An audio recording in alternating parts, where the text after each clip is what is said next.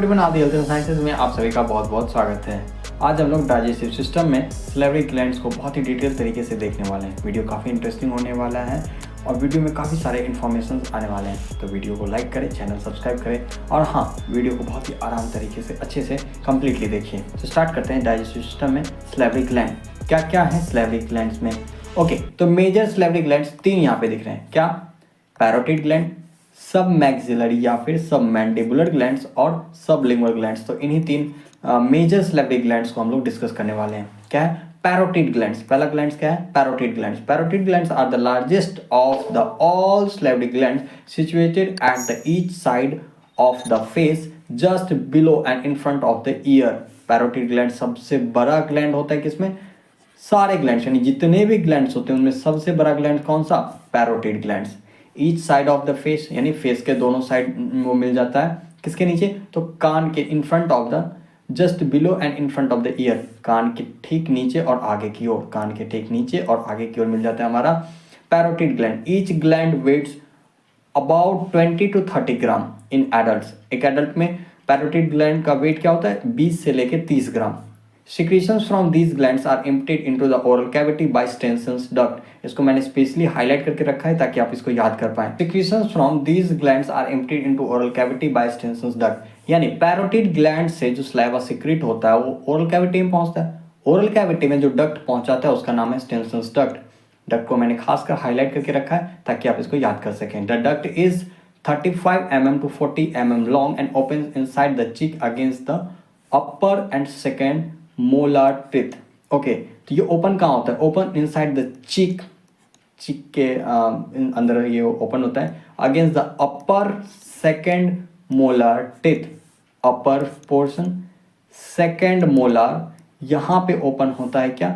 स्टेंसन्स duct लेके आता है saliva from salivary glands. Okay, अब सेकेंड ग्लैंड क्या है? Submaxillary glands. Submaxillary और submandibular glands are located in the submaxillary triangle medial to mandible, यानी mandible से मीडियली ये लोकेटेड होता है, सब मैक्सिलरी ट्रायंगल में लोकेटेड होता है। ये इसका लोकेशन है। Each glands weights about 8 to 10 gram, यानी सब मैक्सिलरी ग्लैंड्स का जो एक ग्लैंड है वो 8 से 10 ग्राम होता है वेट उसका।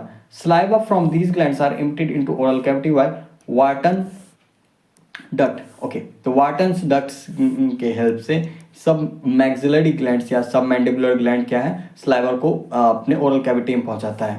इस डक्ट का नाम वार्टन्स डक्ट। यहाँ पे स्टेंसन्स डक्ट था। पैरोटिड ग्लैंड स्टेंसन्स डक्ट और सब मैक्सिलरी ग्लैंड्स वार्टन्स डक्ट। ये क्या करते हैं? ये ओपन करवाते हैं ओरल कैविटी में। This opens at the side of frenulum of tongue by means of the small opening on the summit of the papilla of the circle. Okay, basically क्या है? ये जो हमारा माउथ है, माउथ में टंग मिलता है। टंग का ओके, यहाँ पे डायग्राम है या नहीं?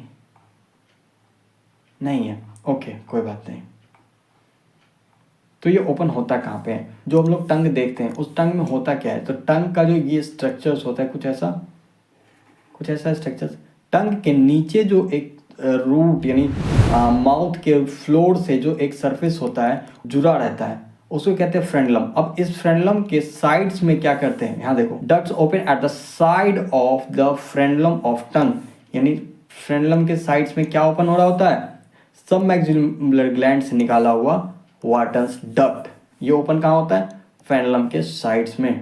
ओके, अब आ जाइए सबलिंगुअल ग्लैंड्स। यहाँ पे क्या है? Sublingual glands are the smallest salivary gland situated at the in the mucosa at the floor of mouth. यानी क्या? माउथ में ओपनिंग हो रहा होता है। कहाँ पे? माउथ के फ्लोर में। ईच ग्लैंड्स वेट 2 to 3 ग्राम, यानी एक ग्लैंड का वेट अराउंड 2 to 3 ग्राम होता है। Saliva from these glands are poured into 5 to 15 small ducts, यानी कई सारे डक्ट्स, 5 से लेकर 15 छोटे छोटे डक्ट्स होते हैं। वो उन डक्ट्स का नाम क्या है? Ducts of Rivinus. These opens in small papilla beneath the tongue, यानी टंग के नीचे भी होगा ओपनिंग। कहाँ? टंग के नीचे। On the ducts is the larger is called Bartholin duct. Okay, it drains the anterior part of the glands and open in the granuculus sublinguis near the opening of submaxillary duct. Okay, तो इसका opening जो होता है सब maxillary ducts के पास में। सब maxillary ducts यानी वार्टन्स डक्ट यहाँ पे है ना, इसी के आसपास, यहाँ पे जैसे फ्रेंडलम के आसपास, यहीं इसी एरिया में डक्ट ऑफ रिमिनस का भी ओपनिंग होता है। यानी यहाँ पे कहा गया one of the duct large it is called as a Bartholin duct. ये डक्ट का ओपनिंग अराउंड जो है ना, it drains anterior to the glands opening. Okay, तो यहाँ पे फ्रेंडलम के आसपास में ही इसका ओपनिंग हो रहा होता है, किसका, बार्थोलिन डक्ट का, जो बेसिकली क्या है, सबलिंगुअल ग्लैंड्स का ही डक्ट है। Salivary glands are formed by acini और एल्वेलाई। ओके, तो सिलेवरी ग्लैंड्स का जब हम लोग माइक्रोस्कोपिक लेवल पे देखते हैं तो उसमें क्या होता है, सेल्स मिलते हैं जिसको हम लोग एसिनस कहते हैं। Each acinus is formed by small group of cells surrounding by central globular cavity.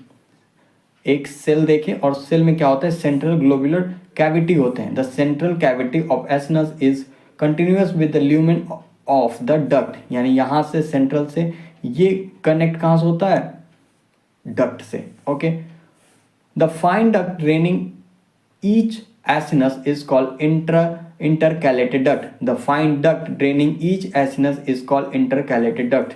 यानी intercalated duct यानी एक ओपनिंग एसिनस से यहाँ, एक एसिनस से यहाँ, यहाँ, तो यहाँ पे एक डक्ट को हम लोग क्या कहते हैं, intercalated duct. Many intercalated ducts join to form intralobular duct. कई इंटरकैलेटेड डक्ट्स आपस से मिलकर क्या बनाते हैं, intralobular duct. Few intralobular duct join to form interlobular ducts. कई इंट्रालोबुलर डक्ट्स आपस से मिलकर क्या बनाते हैं, इंटरलोबुलर डक्ट। और क्या है कि interlobular ducts unite to form the main duct of the gland.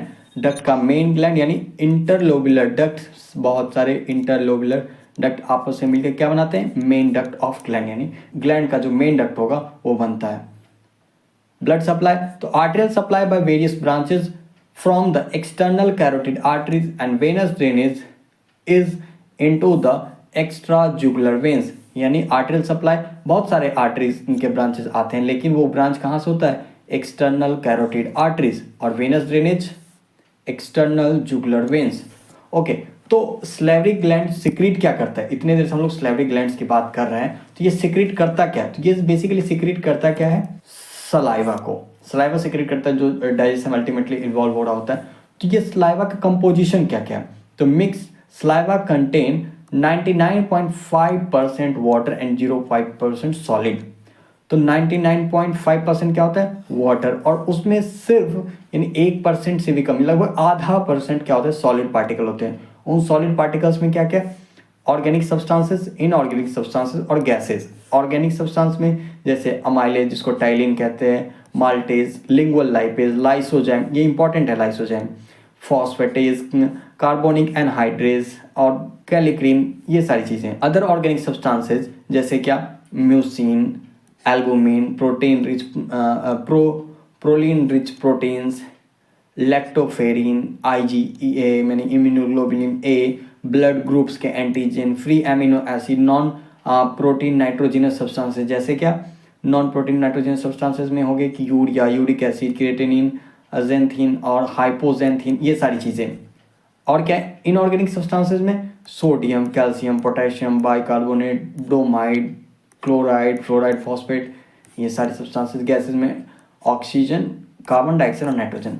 याद रहे, आई थिंक मुझे याद नहीं रहेगा, कोई बात नहीं, टाइलिन याद रहेगा, लाइसोजाइम और क्या, IgA, म्यूसिन, एल्बुमिन, ये सारी चीज़ें अगर इंपॉर्टेंट याद रहे तो बेहतर रहता है। ओके, तो ये स्लाइवा में एक खास चीज़, normally glucose is absent in saliva. Normal condition में स्लाइवा में जो होता है ग्लूकोज नहीं मिलता है, लेकिन क्या होता है, it is form during diabetes mellitus, यानी डायबिटीज के कंडीशन में जो पेशेंट को डायबिटीज है उनके स्लाइवा में ग्लूकोज भी प्रेजेंट होते हैं, ये बात ध्यान रहे। ओके, हम लोग देखें कि अलग अलग स्लाइवरी ग्लैंड किस तरीके से अपने डक्ट्स की हेल्प से स्लाइवा को अपने ओरल कैविटी यानी माउथ में पहुंचा रहा होता है। तो अब वो स्लाइवरी ग्लैंड स्लाइवा सिक्रीट कैसे करता है ये हम लोग देखते हैं, यानी secretion of saliva. Basically secretion of saliva is control by autonomic nervous system.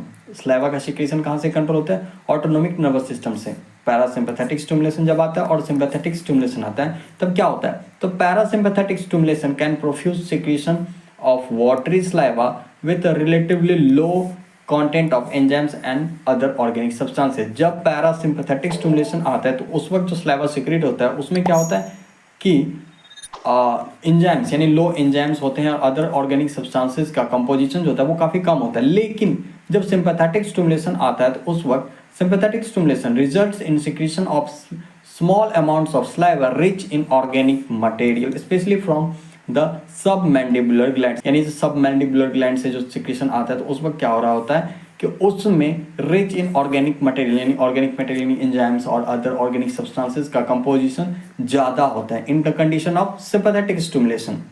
Reflex secretion occurs when there is food in the mouth, and reflex can easily become conditioned so that sight, smell, even thought of food stimulates the flow of saliva. Okay, तो saliva का secretion का stimulation कब generate होता है? तो basically जब food mouth में होता है तब ये secretion generate होता है। पर क्या होता है कि धीरे धीरे conditioning ऐसा हो जाता है, यानी salivary secretion का जो stimulation है इतना इनफ तरीके से वो कंडीशन हो जाता है कि जब हम लोग खाने को देखते हैं उसके स्मेल से, इवन कि खाने के बारे में सोचते हैं तब भी हमारे माउथ में सलाइवा का सिक्रीशन आने लगता है।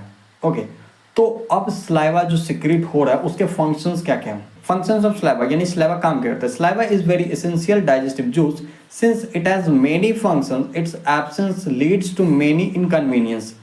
क्या क्या? पहला, preparation of food for swallowing, यानी जो खाना हम लोग खाते हैं उसको स्वॉलो करने के लिए प्रिपेयर कौन कर रहा होता है? Saliva. When food is taken into the mouth it is moistened and dissolved by saliva. The mucous membrane of mouth is also moistened by saliva. It facilitates chewing. By the movement of tongue, the moistened and the masticated food is rolled into bolus. Mucin of saliva lubricates the bolus and facilitates swallowing. Okay, तो जो food है उसको सॉलो करना है, तो सॉलोइंग करवाने के लिए, सॉलो करने लायक फूड बनाने के लिए इन्वॉल्व हो रहा होता है सलाइवा, यानी उस फूड को क्या करता है, फूड को वो बोलस में चेंज करता है ताकि वो बोलस एक्चुअली क्या होता है, सॉफ्ट होता है, तो उसको आसानी से सॉलो किया जा सकता है। ओके, एप्रिसिएशन ऑफ टेस्ट, यानी ये सलाइवा जो है क्या करता है कि टेस्ट को एप्रिसिएट करने में हेल्प करता है, बेसिकली टेस्ट को फाइंड आउट करने में मदद करता है। Taste is a chemical sensation. By its solvent action, saliva dissolves the solid food substances so that dissolved substances can stimulate taste buds.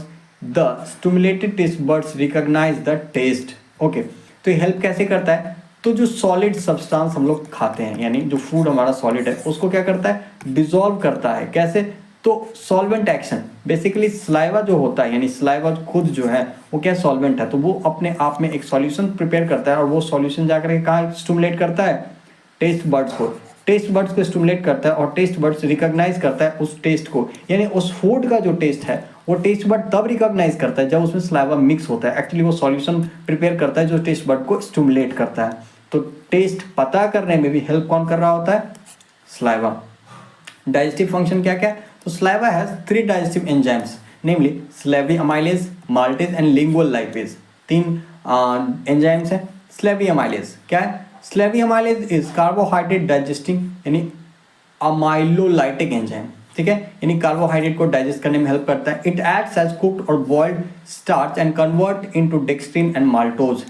क्या करता है कि वो डेक्सट्रिन और माल्टोज में चेंज करता है। दो starch digestion starts in the mouth, major part of it occurs in stomach because food stay only for the short time of the mouth.